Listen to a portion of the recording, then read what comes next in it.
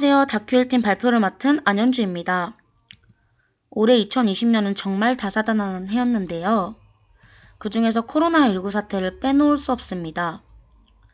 이로 인해 함께 이용하는 대중교통이 아닌 혼자 이용하는 개인용 이동수단인 전동 킥보드가 눈에 띄게 성장했는데요. 그 중에서 올해 가장 핫한 키워드인 전동 킥보드에 관심을 가지게 되었습니다.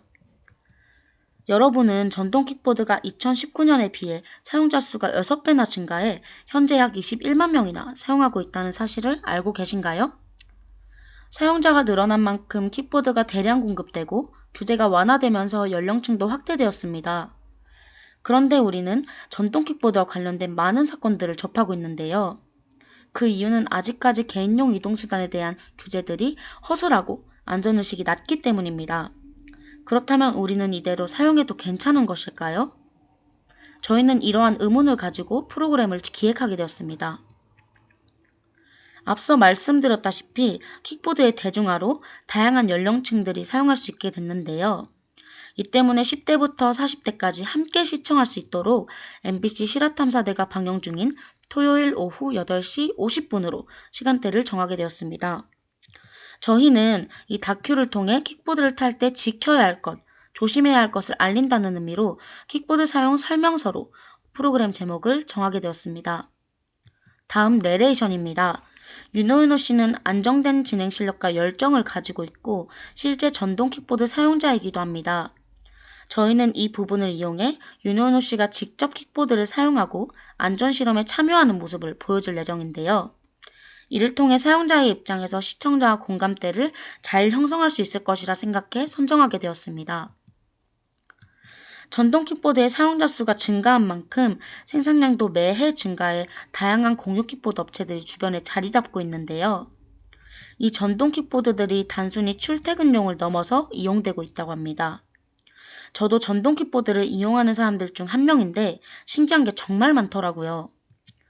먼저 제주도에서는 렌터카로는 이동하기 어려웠던 제주 구석구석을 살펴볼 수 있게 킥보드를 타고 달리는 제주 EV로드 사업을 진행 중이라고 합니다. 여행뿐만 아니라 쏨비라는 센서를 킥보드에 부착해 미세먼지 수치, 기상 상태 등을 확인할 수 있어 환경 문제의 개선책으로도 나오고 있다고 합니다. 또 킥보드의 대량 생산으로 새로운 직업도 생겼는데요. 길거리에 아무렇게나 쓰러진 킥보드, 충전이 안 된 킥보드를 정리하는 사람들입니다. 아직 국내에서는 생소하지만 해외에서는 이 직업이 굉장히 인기가 많다고 합니다. 이제는 공유 킥보드를 타는 것을 넘어 개인적으로 구매하는 이들도 증가하고 있다고 합니다. 개인용 킥보드를 타고 한 곳에 모여 전타사라는 동호회가 생겼는데요. 저희는 이 사용자들의 열정을 느끼고자 직접 동호회에 가입해 회원들과 소통하면서 전동 킥보드의 인기에 대해 실감하기도 했습니다. 이처럼 전동 킥보드의 다양한 모습은 생소하실 겁니다.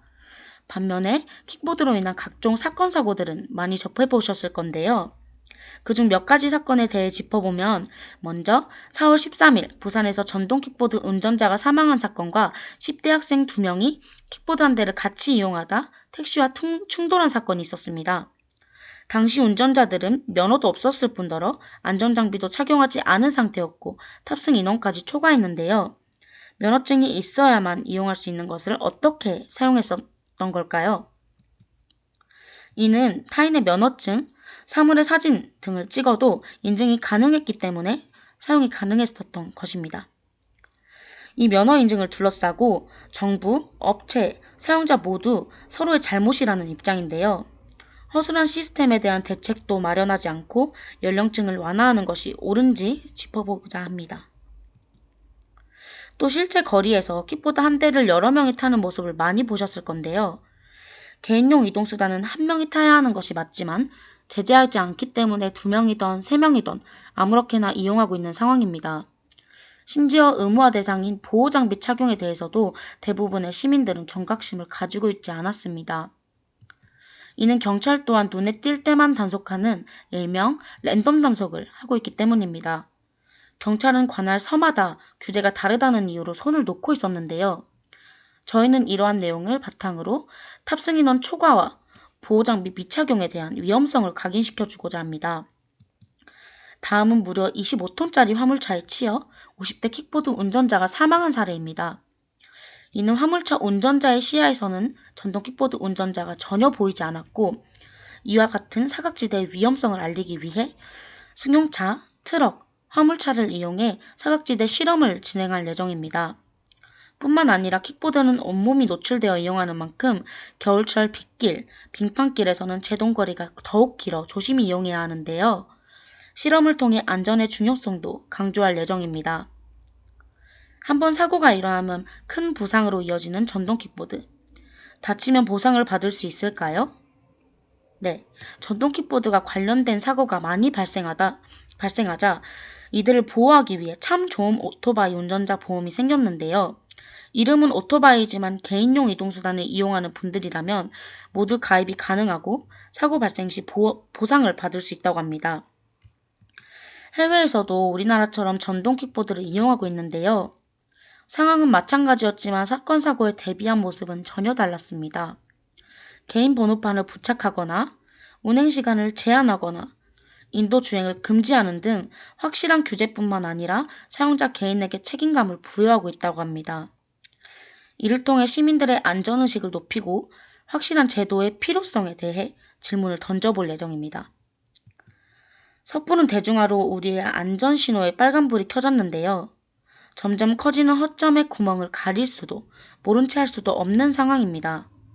사용자가 늘어나는 만큼 안전을 지킬 수 있는 방법도 늘어나길 바라면서 이상 다큐 1팀의 발표를 마치겠습니다.